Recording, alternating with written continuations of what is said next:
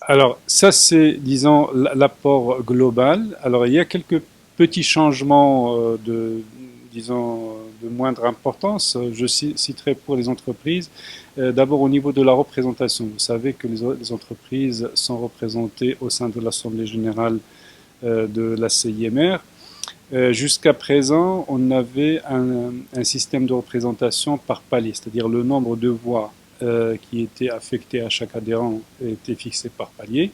La loi aujourd'hui nous impose que le nombre de voix soit égal tout simplement au nombre d'affiliés de chaque entreprise. Donc ça, c'est le changement majeur en ce qui concerne l'entreprise.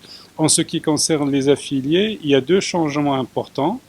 Le premier, c'est que dans le passé, enfin avec l'ancien statut, quelqu'un qui quittait le service de son employeur pouvait soit garder le bénéfice de ses droits, de ses cotisations jusqu'à l'âge de la retraite, et donc bénéficier d'une pension, soit demander le remboursement de ses cotisations salariales.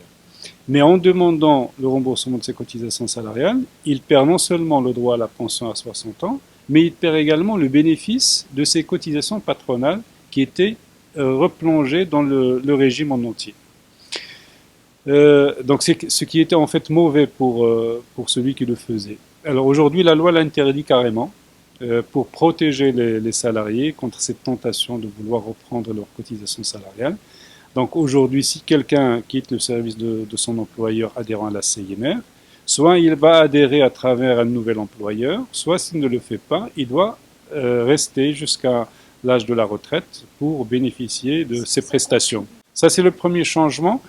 Le deuxième changement qui a été apporté par la loi, c'est l'introduction d'un délai de prescription pour la liquidation des droits à pension. Vous savez que la pension doit être liquidée à 60 ans. Elle peut être liquidée plus tard si la personne continue à cotiser au-delà de 60 ans, donc jusqu'au lendemain de la dernière période de cotisation.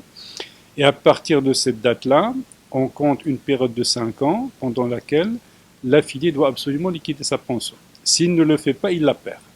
Bon, il la perd, mais c'est un peu théorique parce que personne ne va oublier de liquider sa pension. Alors, si quelqu'un a des raisons particulières pour ne pas liquider sa pension, même dans la période de 5 ans, on lui donne la possibilité de demander la prorogation de cette période d'année en année autant qu'il veut. Donc, ce qui veut dire que, à la limite, la prescription ne va jamais jouer.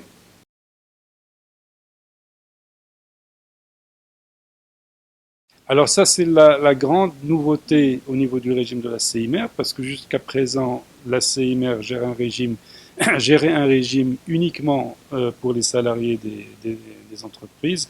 En fait, quand je dis entreprise, ça peut être une personne physique ou une personne morale.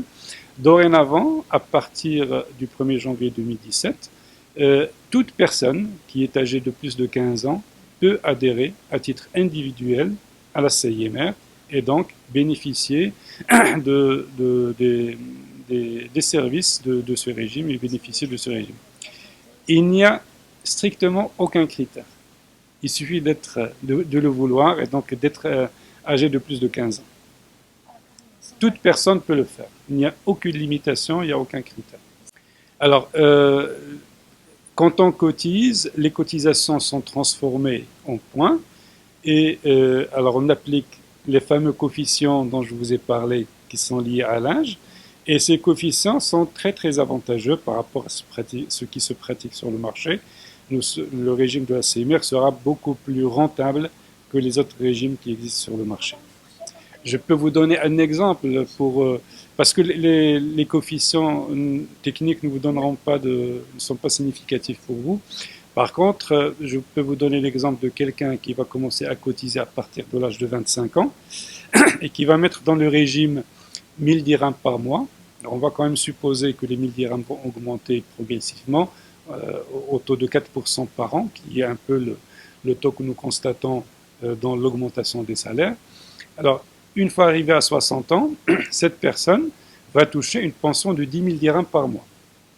S'il ne prend sa retraite qu'à 65 ans, la pension sera de 14 000 dirhams par mois. Et s'il ne prend sa retraite qu'à l'âge de 70 ans, la pension sera de 23 500 dirhams par mois.